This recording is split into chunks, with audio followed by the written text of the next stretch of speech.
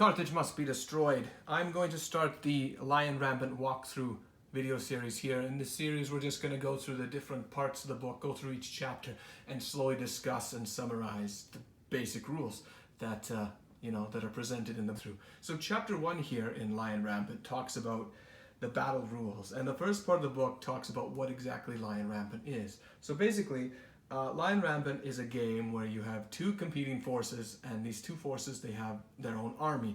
In this case, Lion Rampant uses the term warband. It's not like a mass army laid out with tons of soldiers. It's more of a skirmish game. So they use warbands, and each of these warbands in a typical game use 24 points. And we'll talk about points later, but it's usually 24 points and usually consists between 4 to 10 units per warband, okay? And here you can see the forces I've set out here. I in particular have a very elite force. These are all kind of elite troops that I've done up for Agincourt. But here, I don't know if you can tell, but there's 1, 2, 3, 4 units. 2 cavalry units and 2 heavy elite units there in the front. So I've got 4 units here, and if I were to work out the points later, and we'll talk about it later, you'd see I have 24 points. So basically what the game is that it involves these different forces, and they are fighting against each other. So the game is using dice, of course. You know, we play war games, and we're using dice and stuff. But each unit has a profile, and we'll talk about that soon. But each profile essentially gives them stats, and these statistics are what you use to match or fight with, right? Like a typical war game.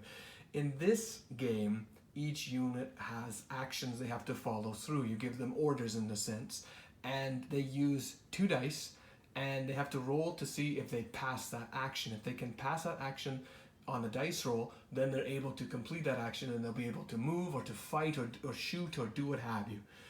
That's the basic I guess, mechanics of the game. You're rolling dice to activate and command a unit, and then sending them forth, and then when they actually do the thing they're supposed to do, like fight or shoot, then you're rolling individual dice, or however much dice they require. We'll look at the stat cards later, but however many dice they're required to have to actually score hits or wound, and or maybe they have armor saves or stuff like that, so that's basically the very basic gist of explanation of what the game is. So yeah, just something to add here, I should quickly put in too, that the elite units here, you see there's only like 6 men per unit. Normally units are going to be 6 to 12 soldiers. Elite units just have less men in them. So each of my unit only has 6 soldiers, whereas other units might have up to 12. I think 12 is a bit more common for the other types of troops out there. And yeah, so like I said, the game is just a matter of testing to see if you pass an action. If you pass that, then you can go ahead with the action, and then you roll other dice to see if you are successful fighting or shooting and the likes. And we'll get more into the mechanics later. This is just the beginning part of the video here. So of course, if you are playing Lion Rampant, there's some things you'll need to set up a game, and this is the setting up the game part here. Of course, you'll need this book here. I'm not going to move my camera, but you'll actually need the Lion Rampant rule book, right? You can't play the game unless you have the rule book, so go get the rule book. That's important, okay?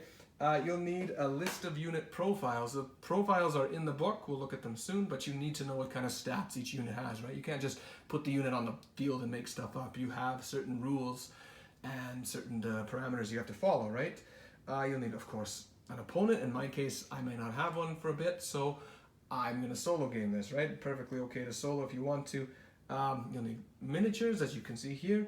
You'll need some 6-sided dice. So this game uses 6-sided dice. There's no D10s, no D12s or anything. I, in particular, and I'll show you, there they are, I have some fleur-de-lis D6. Here they are.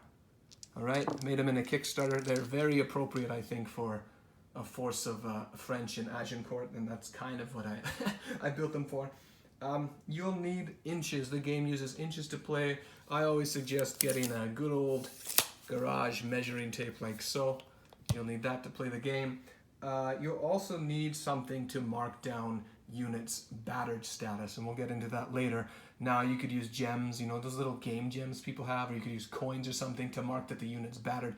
I will probably use what I use in Hail Caesar. I use these wound tokens that I made, and in this game I have a whole bunch of old shields with Bretonnian and even my own decals from my own decal series, where I basically set them up. So, if they're battered later, you have something to mark down that they're battered or they have that effect on them, and we'll get into that stuff later.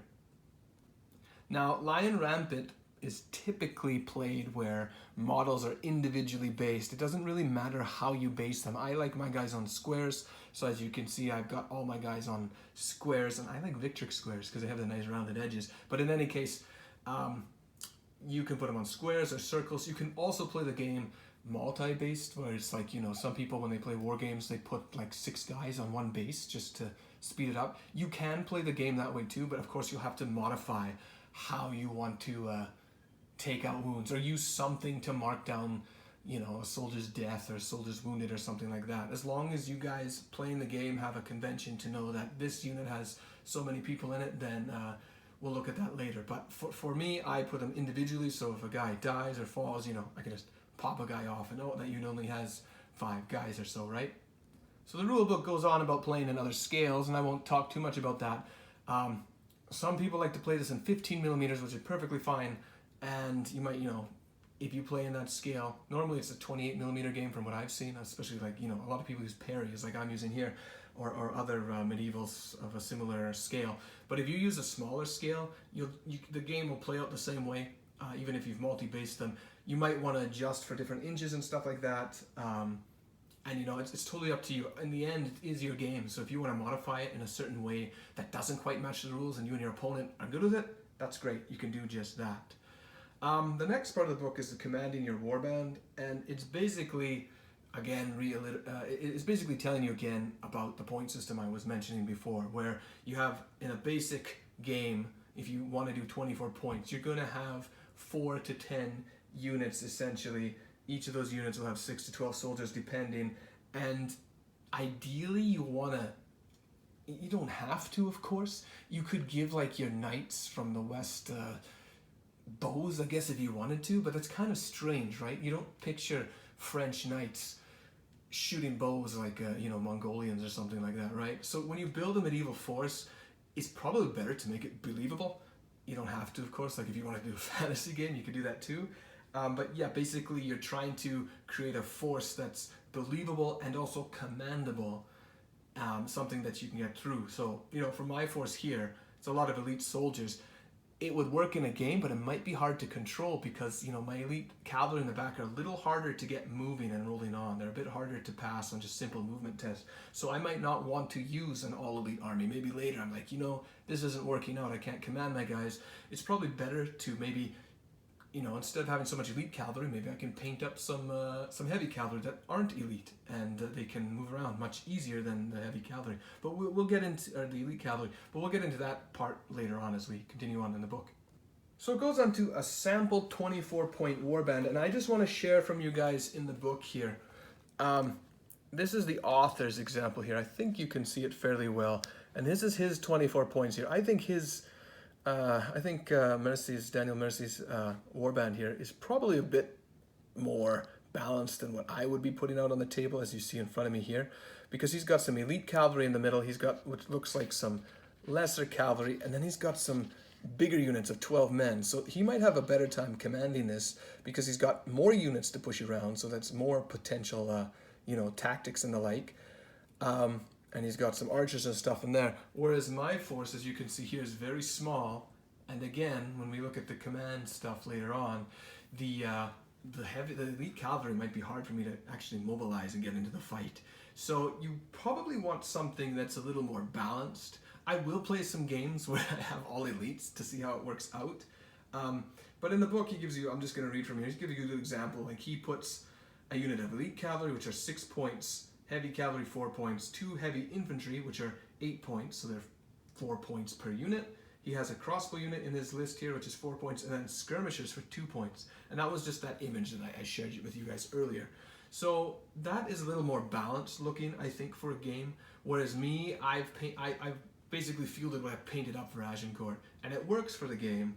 And there's no restrictions on it. If you played the old Lion Rampant, you knew that you could only take a maximum of 2 per type of unit, but now there's no restrictions. So if you're playing, you probably want a bit more of a balanced force, I'm thinking. So let's just go through some important rule conventions here. So I was talking about the dice earlier. This game uses 6-sided dice, right? I've got some lovely fleur-de-lis dice here. All dice in the game are always going to be dice sided 1 to 6, like so. When we get into actual combat, you're going to count dice individually. So whatever you roll for dice, you know, you say you score a 6 and you score a number of 6s, you count each of those 6s individually. But when you're doing orders or courage tests, you are going to be using 2 dice and taking a result from there, and we'll get more into that later. In this game, you want high rolls. The higher the roll, the better. So low rolls are bad, high rolls are good. If you have a chance to re-roll in this game, you will only get to re-roll once. You can't, if you're granted a re-roll, you can't re-roll that re-roll, essentially. Soldiers in each unit are meant to represent 1 model each, as I was saying before. All measurements in the book are done in inches if it's a normal 28mm game. If there's fractions or decimals or something that's not even, they always, it says here to round down. When you're measuring distance between models, and you'll do that later for like shooting and moving and stuff like that, you're always going to be measured between the model that's closest in your unit to closest to the enemy in the unit, and that's what's determined when it's in range. So you're always going to measure between the closest model of each unit when determining the different measurements in the game. It does say in the book here that the leader's influence and skills are an exception, because if you have a leader, and in my case he's Louis of Van Doombeck here, he would have his skills measured from the leader itself, which makes sense, right? Another thing is there's no unit facing in this game. In Lion Rampant, they all have a 360-degree sight, so there's no like, you know, there's no flanking maneuvers or anything, you know, rear attacks or flanks like that. And then the other 2 rules are common sense rules that he puts in the important rule convention. You know, use good sense. If there's something that comes up when you're playing and it doesn't cover it in the rule book, don't like just rely on the rule book. Sometimes to get the game flowing, you just need to use your good sense. Like, would this happen in a medieval setting? Would this be something that plays out proper in the game? Discuss with your opponent, and as it says here, be excellent to each other in the rule book, right? It's a game. You don't need to be too uptight when playing. You can you know, work things out, have a good time, and just play it through. Now there's one more thing in this rule book here that it didn't mention, and I'm going to end the video here because I don't want each walkthrough video to be too terribly long. I just want to do a bit at a time. But one thing that the rulebook didn't mention, and I always think is it's not essential to play, but it makes the game so much better, is terrain, right? Now, I don't know if you can see that terrain. I will try and... It's too big for my camera here. But, you know, I got an open door there, that's okay.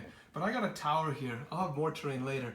But if you're playing a war game, when you're starting out and you're like a new player, it's fine just to have like a blank table. And if that's how you want to play and you don't want to get any better or better terrain or anything like that, that's fine. But you know, you also want to consider having obstacles or cover or things like that. And I always know that it's not a required thing to play any of these games. You can do an open field with nothing in it, but I just think it adds flavor to have like a tower or some bushes or a river or something in there. So I always think people should get some minimal terrain at least. If you want to do mostly open field battles, that's fine, but having a little bit of terrain just flavors up the board. And of course, you know, no matter what size of board you're playing on, a little bit of terrain I just think looks really nice on the gaming board. So I'm going to end the video here for today. It's about 10 to 12 minutes by my estimation. I don't want to go too long on you guys. What we're going to look at next time is unit profiles, and after that get into cohesion and proximity. But that's just the first part of the walkthrough from the rulebook. Let me know what you guys think, how it's going so far, and if it's helpful. I'll continue just going through the rulebook and discussing it as we go. So thank you everyone for watching. We'll see you guys on the next video. Have a good one. Bye-bye.